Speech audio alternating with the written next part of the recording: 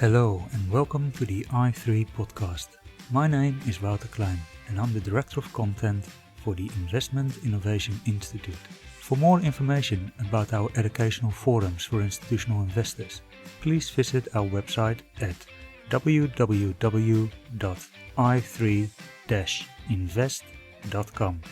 There you can also subscribe to our complimentary newsletter i3 Insights, in which we discuss investment strategy and asset allocation questions with asset owners around the world.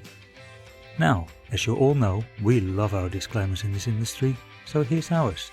This recording is for educational purposes only. It does not constitute financial advice. Please enjoy the show.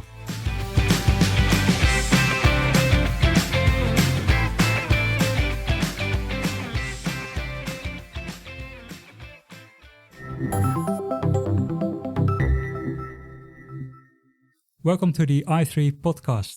I'm here today with Michael Kelly, Global Head of Multi-Asset at Pinebridge. Michael, welcome to the show. Thank you very much. Can you tell us a little bit about how you get started in investing?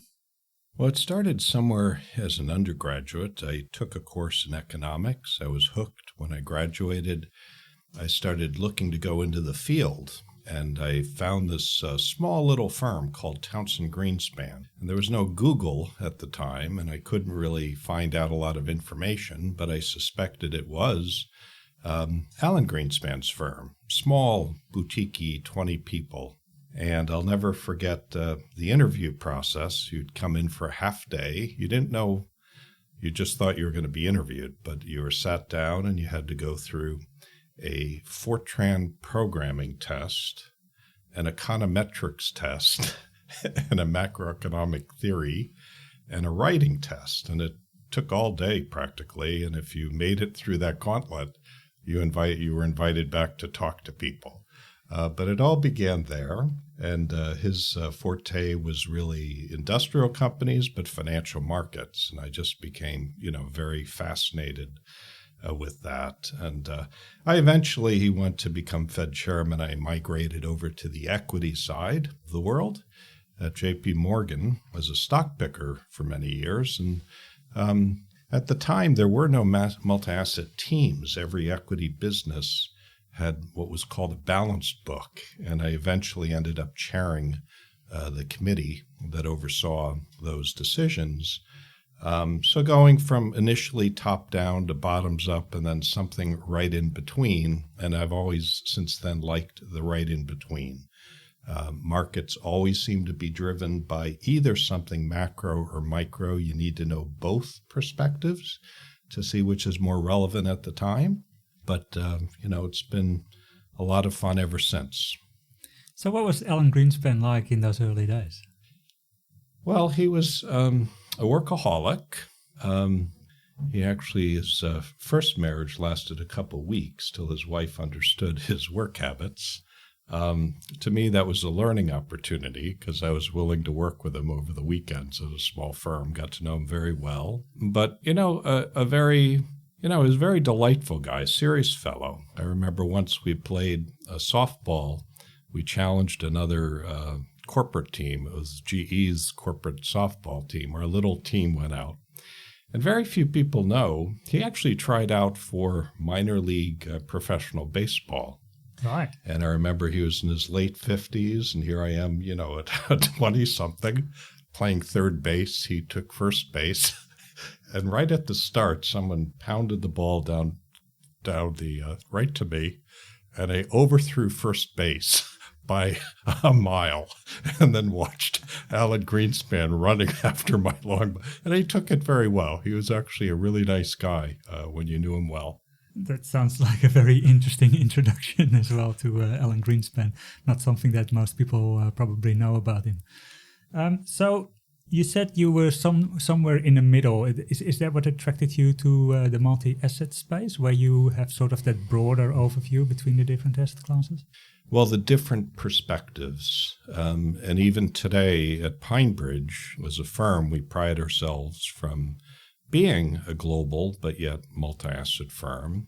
And we're always trying to bring in multiple perspectives. We think our industry is, too hierarchical, house views dominate. They chase away sometimes younger career people that may have an edge understanding something that's going on at the time. So, right from the get-go, I learned that there's at least two different views, a macro and a micro. But in reality, there are geopolitical views that you need to grow up in a certain area to understand. People come into our firm with all different educational and professional experiences. And we can all look at the exact same thing and see different things because of those. So I think as an industry, when house views chase away differences of opinion, at Pinebridge, we're all about getting them to the table. We think if we can hear enough really differentiated views from the heart, it's pretty easy for the head to detect which one is likely to be more right now. Today, it's morphed to the views that we gain from having investment colleagues coming from 15 different countries and practicing equity and fixed income and private equity and private credit and currency and multi-asset. So today, it's many views, and it's less about being in between those, but being open to all of those and trying to figure out which one is right now. So part of that process is dynamic asset allocation. And often when we talk about dynamic asset allocation, the question there is, where do you draw the line between where it's a dynamic asset allocation call or market timing? Well, we've liked the term D as in David instead of T as in tactical to show our disdain for market timing. We think tactical is by nature too short in time frame for markets to connect well with fundamentals. To us, dynamic has a connotation to us of medium term, not long term, set it and forget it, not short term Ouija boards and emotions and things that certainly I have no skill sets in. But we do believe, certainly when I was an equity person, if I found a stock that seemed to be undervalued and we could contemplate where and why a trigger would be out there, and we gained conviction in that, an inexpensive asset class that has something go right that you can see before it actually happens releases tremendous pent-up value. And we look at markets as if they're individual securities. We look at a currency and a stock market and a bond market as if they're individual securities. And we're looking at the valuation over the medium term. We're looking in the intermediate term for a trigger to release that. And even when you're right, and we audit our ideas, and we're pretty proud of about 60+% of the time we end up being right for the right reason. But even, when you're right about that, when that stock market reacts to that is tough.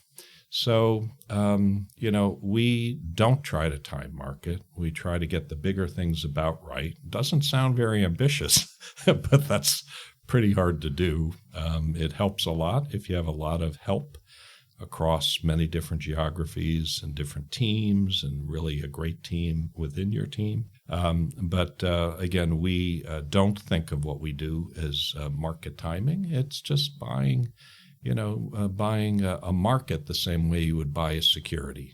Now, you've done this for quite a long time. Can you tell us some examples of surprising twists in the markets or calls that you made that played out well and some that played out not so well? Well, the one we're most proud of is, we've been very optimistic in recent years, and often I get the question, are you a permabull? And people have all kinds of polite ways to ask that. But we were very proud of, in 2007, we actually took our portfolios, which at the time had about 75% growth assets, and we shifted them to about 75% safety before the crisis began. And so that as well, we didn't think as market timing. There was clearly no slack left in the economy. We always triangulate towards the truth. And that was a top-level concept. At the bottom level, profit margins were under tremendous strength Any incremental growth was happening at great cost, and you could see it top-down, bottoms-up. The economy was out of running room, and it meant that cash flows in the future were highly likely to be lower than they were at the present. And yet prices were high, as if growth could continue forever.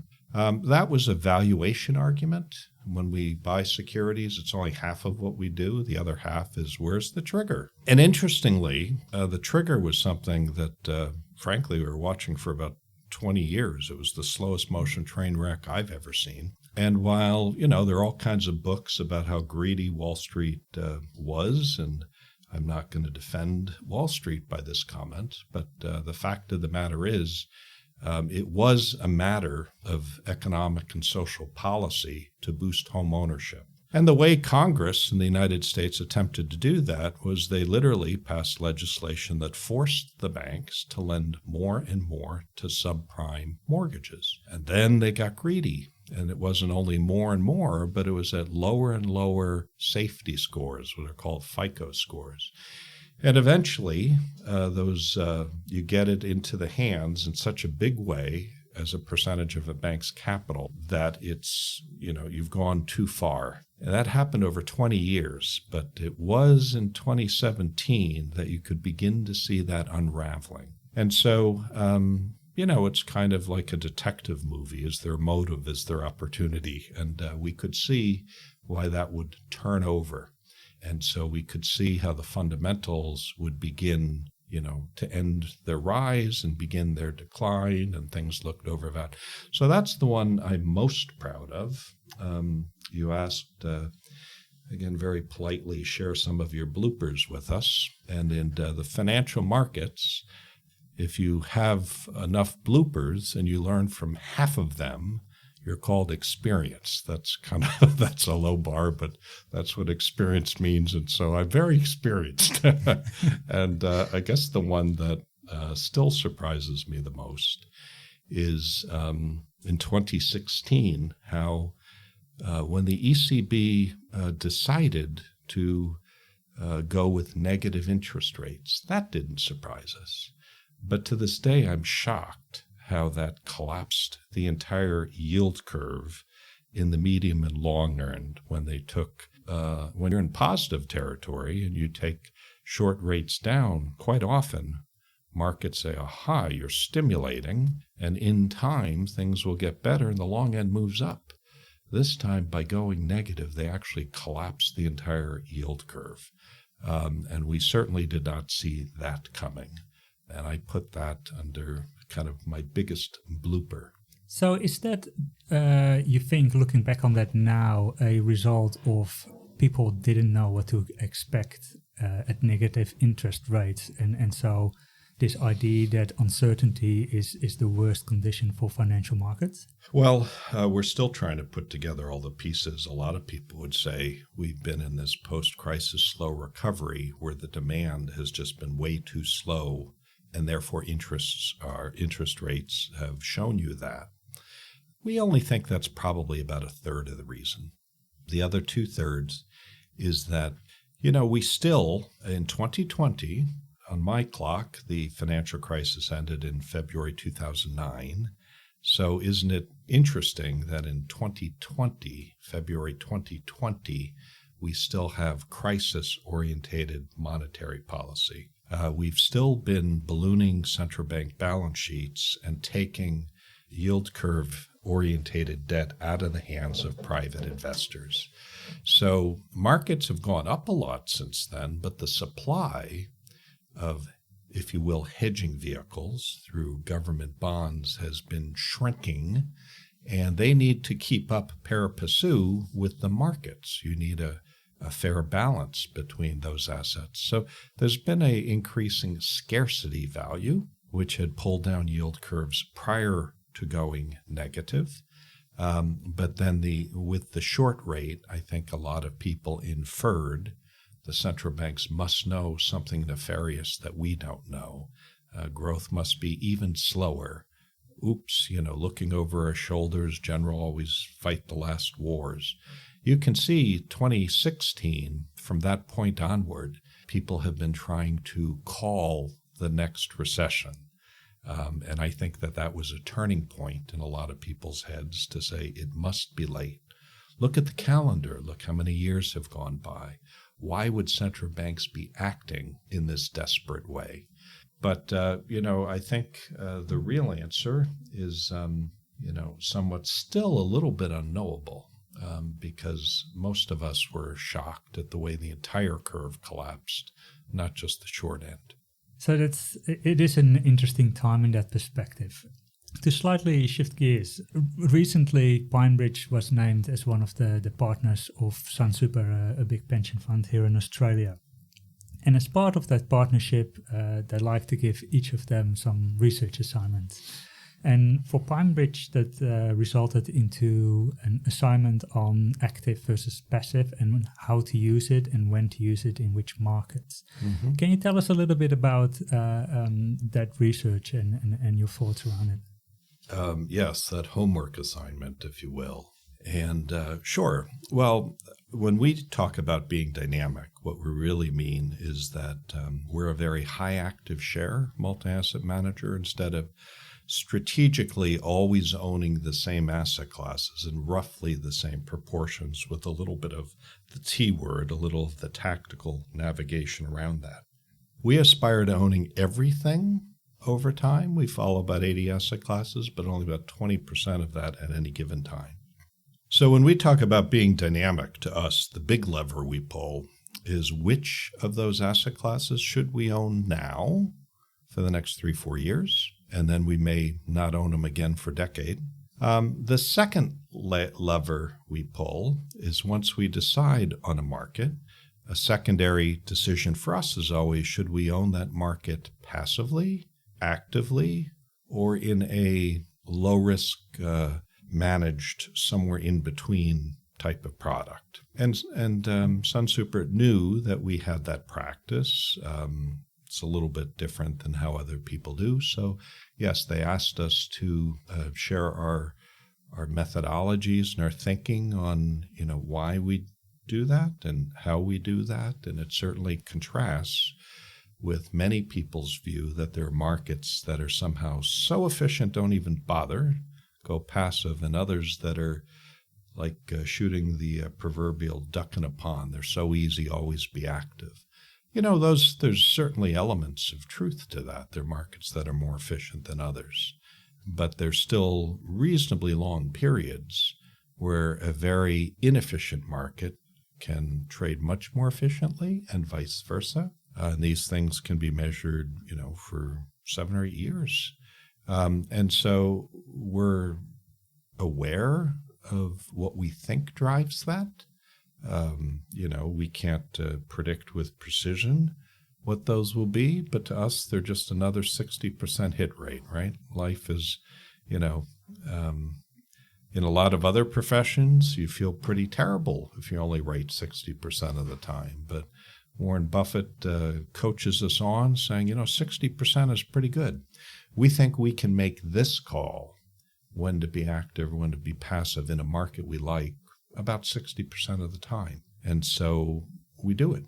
Now, you write in the paper that markets move in cycles where sometimes correlations are high, sometimes correlations are low, and the same for dispersion. And that these two things influence how successful managers can be in adding alpha.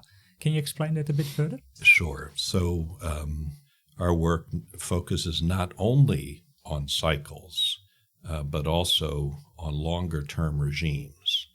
And to me, a business cycle is something can be overheated or underheated, and it works its way out over the course of a business cycle. Regimes are where there are persistent imbalances that go beyond a business cycle. China enters WTO in 2001. Well, you bring an extra billion people into the workforce and you're going to have too much stuff for a long, long time. It's going to last well beyond one business cycle. And so there are physical imbalances. You can live in the 60s and 70s. We had perpetually too much demand and too little supply in the physical world. We also had, in the liquidity world, we had just the opposite. We had a lot of inflation and money was escaping from financial markets into real assets. And so the supply and demand for liquidity was very, different than so these regimes all persist for quite some time. We've identified 5 different regimes empirically, and they all have correlation footprints. And these correlation footprints give rise to these periods where it's easier or harder for active management to do. We've been in what we call a stall speed environment. It's not the first one. Japan had a stall speed environment, just in their country for 20 years.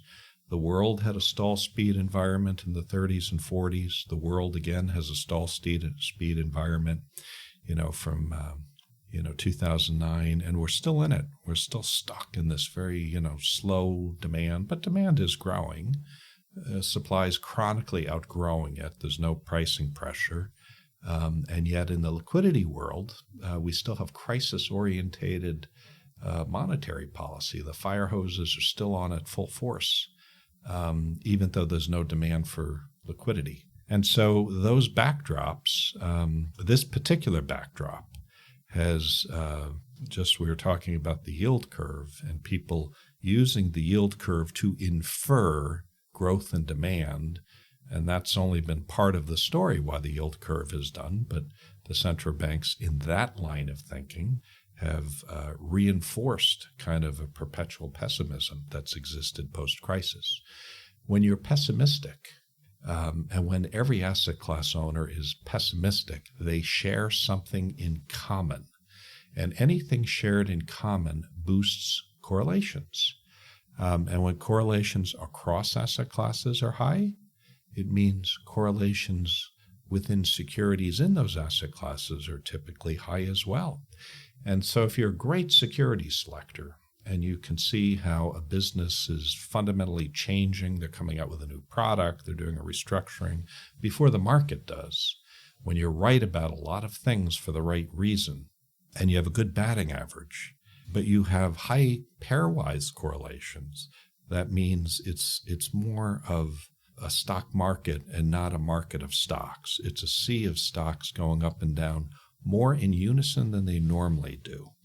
And so that doesn't mean it's harder for a stock picker to pick the winners. It just means when they do, they're not differentiated as much as versus the losers. And the other phenomenon is more episodic. It's the dispersion of returns within a market. And that can be driven by a lot of things that are policy-driven, that are technology-driven, that can cause winners and losers to either be more muted or be more dominant. And those types of environments are also not a flash in the pan. We're not talking about a couple months risk on, risk off. They tend to be. So we've been in a bit of a golden era for passive during this stall speed environment. We don't think that's going to last forever.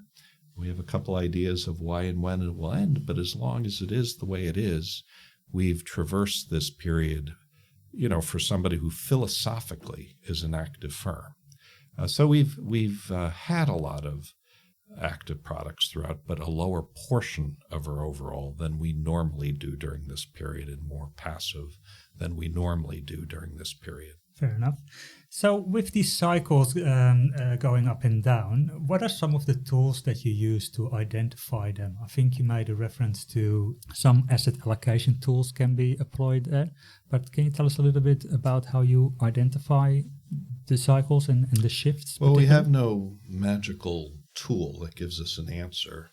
We build a lot of tools, but the tools are trying to help us calibrate something we believe to be true into financial metrics that we can use for portfolio management. So the trick is not in the tool. The trick is how do you assemble views which are not yet broadly recognized and priced into markets. People talk about doing that with securities. It's the same with markets. And I already touched on that. A lot of it is getting differences of opinion. Many people speak of the, there's a whole bunch of studies where people the wisdom of crowd type studies where they ask individuals to guess the weight of a cow. And individually, it's humiliating how far they're off. But the crowd quite often will come very close to the weight of the. If you bring in enough different perspectives, and as an industry, again, we're horrendous at doing that. Our whole strategy process is geared towards bringing in different opinions because we think when you know it, you hear it. But we chase away different views by house views, by seniority, by a lot of just cultural practices that are common in the investment community. So we really rely on our colleagues, 200 of us in these 15 countries practicing all these things to bring, different perspectives that collectively we just get it right a lot more than anyone individually gets that cow's weight right. So what does that mean? It means the stall speed environment. Well, we can look at the correlation footprint and say the market thinks we're in this slow growth, depressing environment. Do we believe that will continue? How long? Why? Many, many different views. And if you do, you're still in that regime, and correlations will still be high across and within asset classes. And then, that's not the end of the story. The other half of the story is dispersion. And dispersion of success or lack of success has a lot to do with corporate behavior. When companies are very confident, and in every industry, there's somebody that has an edge. And when the environment fosters those that have an edge to push their advantage, they put a lot of competitive distance between themselves and the laggards, and you get more dispersion of opportunity. We're actually beginning to see that now in the last several years. You see that with some groups like the FANGs breaking out, pushing their advantage. But, for most of the post-crisis period, we weren't seeing that behavior. We were seeing people, they lacked a lot of confidence. They didn't spend as aggressively against the cash flows, and the dispersion of success, if you will, within an industries is muted.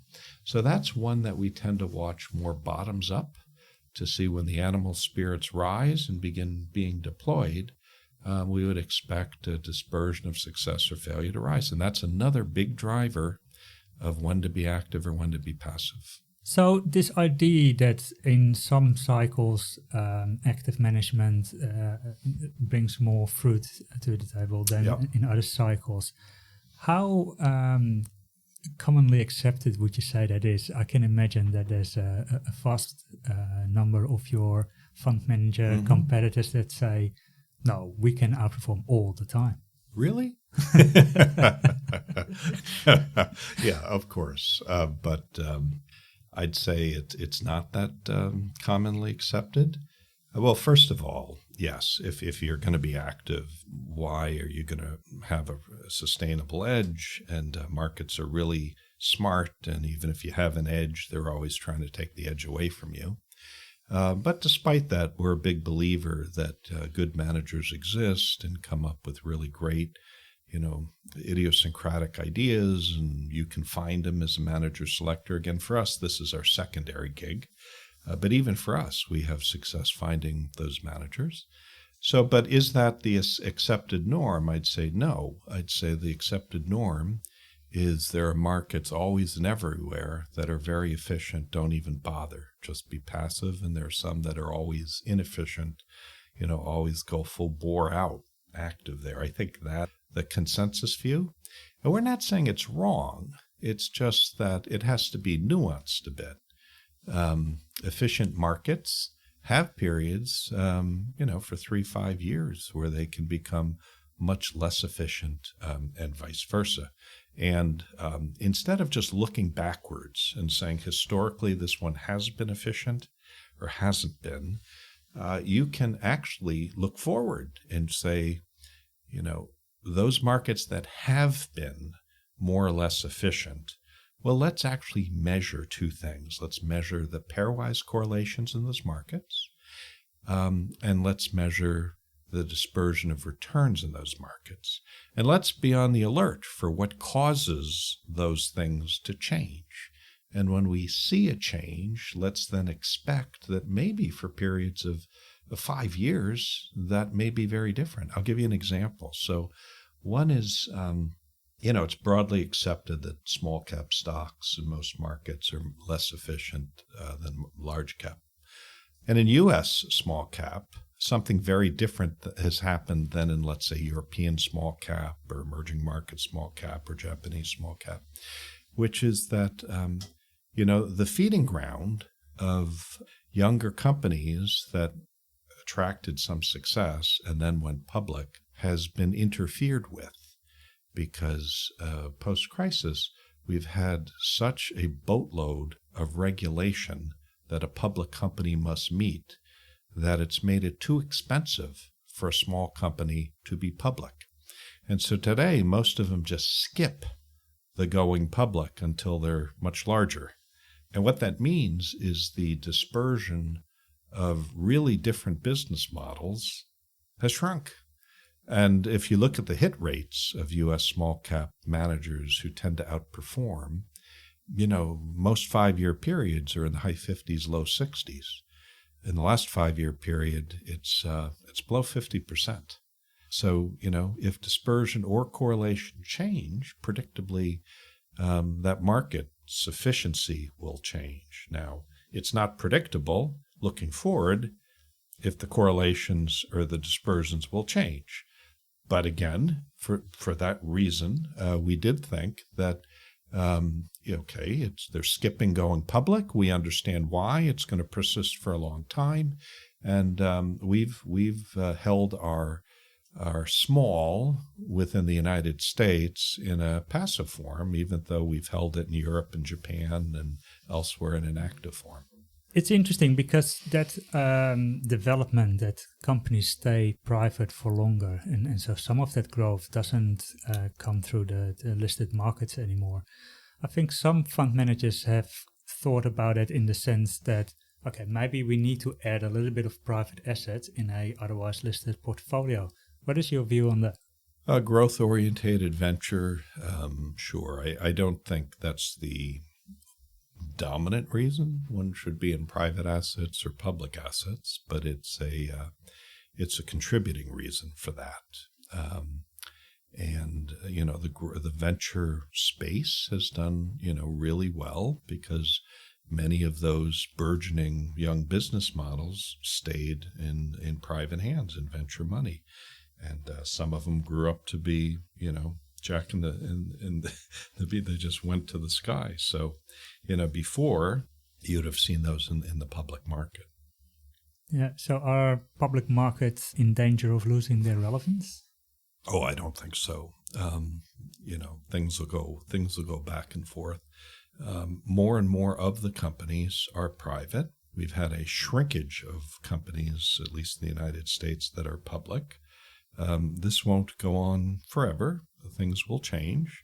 But for right now, those have been the trends. Again, I'm attributing a big part of that from overkill of regulation that's followed the crisis of what it takes to be a public company. That can change in a heartbeat. But it needs, recognition that that's one of the things driving it to begin with. But I do think we'll tend to see these things go back and forth.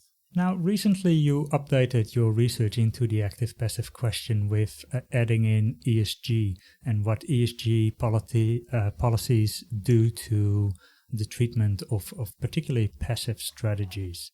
Does that lead to the idea that there is no true passive anymore? Interesting question. In the active space, we've challenged all of our teams to really build out ESG frameworks starting in 2006. But when we've gone passive, we, and I think most asset owners, multi-asset managers are a microcosm of big asset owners, most of us have given passive a hall pass. Okay, we decided to go passive. It's okay to own every stock in an index, irrespective. And that's just the way it is. And at the same time, most large asset owners and we have shifted our mix towards passive. So at the same time, we're all advocating, much greater stewardship and involvement. we're going passive. So what we've updated is our framework for good stewardship and saying, why does passive get the hall pass? And we're also in a period where everyone's doing a lot of work. It's interesting. 10 years ago, ESG advocates said this was the key to alpha. Gold coins will just fall from the ceiling. And the detractors said this is the biggest destruction of security selection value ever. What's changed in the last 10 years is we've moved away from proponents and detractors doing white papers, which really just, there wasn't a lot of science to the white papers, to really good, well-done papers. And what they tend to show is whether your ESG characteristics are good, and they've been good for a while, is not really linked with alpha. And if you're bad and have been bad for a while, it's not really linked with alpha. It's when it changes, when it migrates from being bad to being good, it releases value. Most likely because you're risk reducing the cash flows you have. And companies that have pursued that pace, obviously they saw a lot of low-hanging fruit to risk reduce without spending so much money. It's been a net positive, and risk-adjusted returns have come up. It's released value. So I think that actually has a lot of implications of how you hold your passive. It's okay to own some areas of the world and some constituents. I know the universities feel very much that exclusion is the best way to improve behavior. We have always felt exclusion sends a message. You 25%, you're the chosen ones. Maybe there's another 10% we might consider. Everybody else, 2/3 of the world, don't even try. You're uninvestable. Is that the way that you're going to drive most companies to try to improve?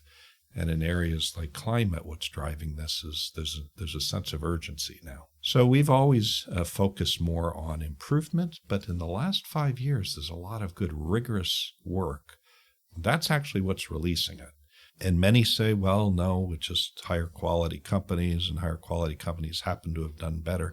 Industry by industry, those that are migrating up are releasing value to those that are not. So it's not all style and things like this.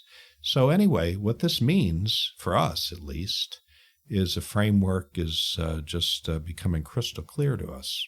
We don't select securities as a multi-asset team. We select managers, but in our manager selection process, we really scrub their ESG practices. How are you really interacting with these companies? How are you taking that into consideration, the integration of their cash flows and the risk to those cash flows, the improvements? So when we allocate to active, we can buy a market that you may look at the market and the practices of the country and say, how do you get comfortable with that? Well, we're not buying the country. We're buying individual companies that they're really doing something to improve the status quo, and that's good for the world. It's actually the best thing in the world. It keeps everybody trying to improve, and it's good for value. But the hall pass has to disappear. And if you're going to be, Buffett says he doesn't like to practice gin rummy management. Something's not working out, just flip the company. Where's the commitment with that? Passive really has to be, if we're saying we're going to buy every single security and hold it no matter what, then you have to measure every single security's ESG trends. Is it unacceptable? Yes. Is it improving? Well, okay. Is it unacceptable and not improving? Okay. You are committing yourself. Passive is no longer going to be a passive investment experience. For those unacceptable practices that are not making efforts for improve, you're going to have to engage more. And if they're not showing sense of change, you're going to have to vote against the company instead of voting with your feet and selling the security. So our changes are just recognizing that by being passive, we're committing ourselves to being even more active in our engagement and voting practices with those companies. And you really can't just pass the buck and hire a passive indexer. There are a lot of studies also coming out and saying, they're not all created equally. You're going to have to look at their ESG practices just like you look at an active managers, because some of them are making big statements but taking small actions to really encourage improvement. Yeah, this has been a very interesting research paper. What's in the pipeline? Well, the world throws enough your way where we don't actually just go out looking for projects, but the world's always evolving, and you always have to be evolving how you do what you do. We're in a world where post-crisis, because, it's interesting. In 2009, a lot of people said, wow, what just happened and what does it mean for the future? And most came up with the same conclusion, that after every financial crisis ever, the Reinhard Rogoff people actually went back 8 centuries to chronicle this. You have a period, at least a decade, of low nominal and real interest rates.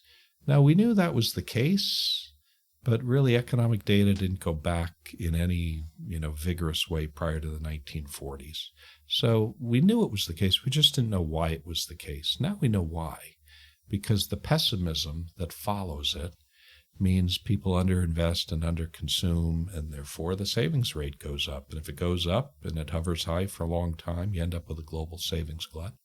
So we've probably had a global savings glut at the end of every financial crisis and just didn't know it, but the low real and nominal rates are kind of the clue. But this one is the first one ever, where we have a central bank save the world balance sheet glut on top of a naturally formed. One very clever investor called this Hotel California. These gluts, when you get into, you can try to check out, but you can never leave type thing. We'll leave them. Eventually, we'll get out of them. But it's more of a regime than a cycle. These imbalances are longer lasting. There's been a growing imbalance between the amount of capital and the operating cash flows to invest in. At the big asset class level, everything is very expensive. But because of what we were talking about before, because some companies are starting to step out and press their advantage, we're entering a very disruptive period for business models. And that means there's going to be, even though, the averages are very likely to be lower, the dispersion is going to be very likely to be higher. And so if you buy just a big asset class, you're buying the bad with the good. And the bad are going to be a lot worse than they've been, and the good will be a lot better.